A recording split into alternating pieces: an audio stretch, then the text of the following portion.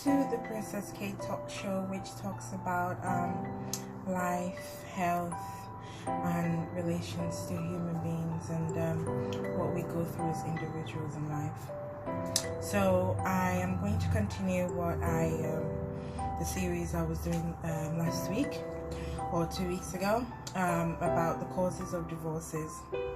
So this is the third part of it. It has lots of parts, but this is the third part. So I will try and make it quick and snappy so I don't take too much of your time. So the first point of the third part is children from previous relationships can cause divorce.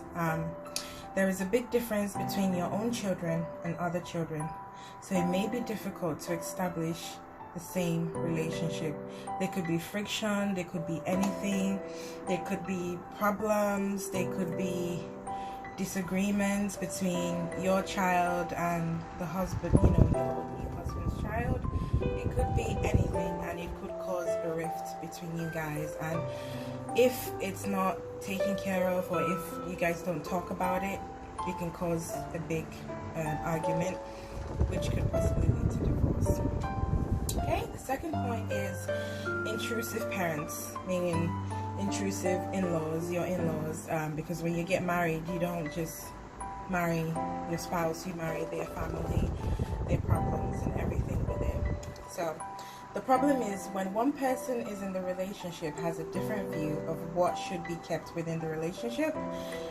If it's shared with their friends or over Facebook, this can be increasingly hard on the marriage, because if one person doesn't want to share some sensitive information and you end up sharing things that you're not supposed to, which your partner may not find comfortable with, or you share some information with friends or family or sisters and your partner is not confident with it, then it could cause a problem if you guys don't see eye to eye with it.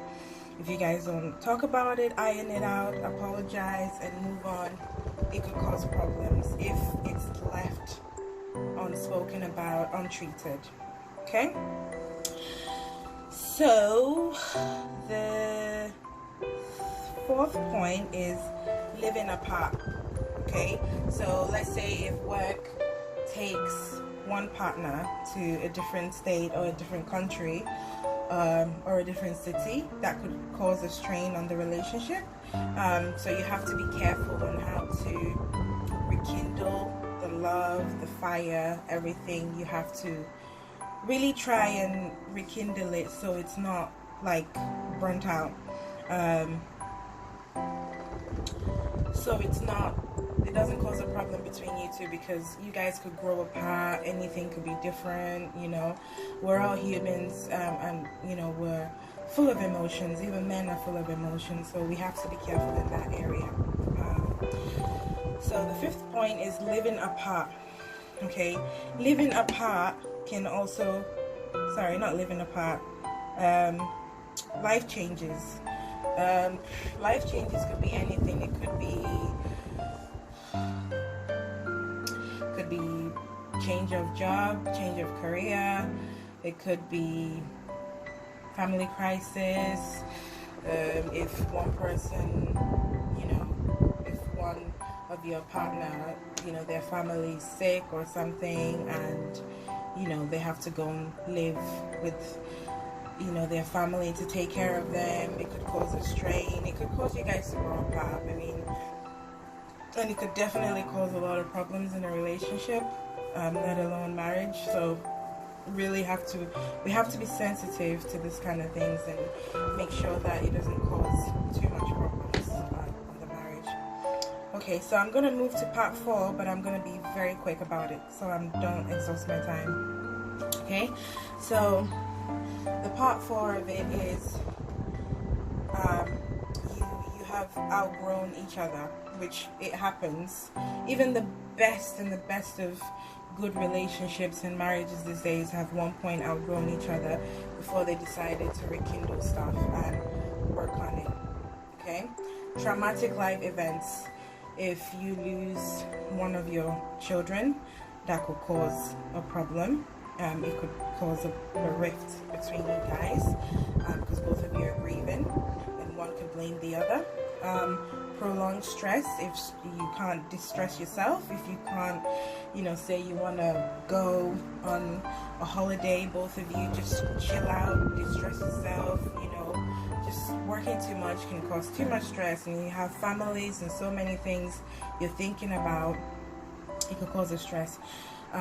So boredom in marriages, it's very real and it happens.